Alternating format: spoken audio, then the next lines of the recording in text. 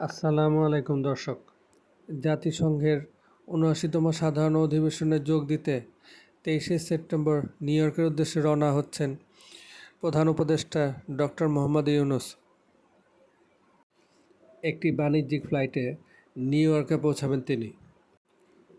তার সফরসঙ্গী থাকছেন ৫৭ জন।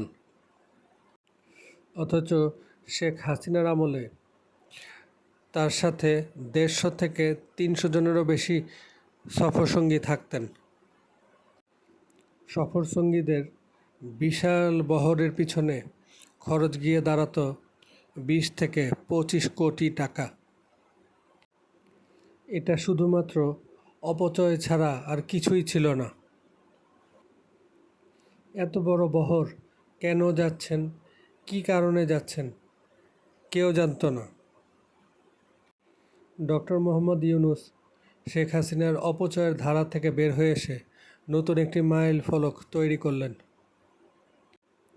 ২৪শে সেপ্টেম্বর প্রেসিডেন্ট জো বাইডেনের সাথে দ্বিপক্ষীয় আলোচনায় বসবেন ডক্টর মোহাম্মদ ইউনূস।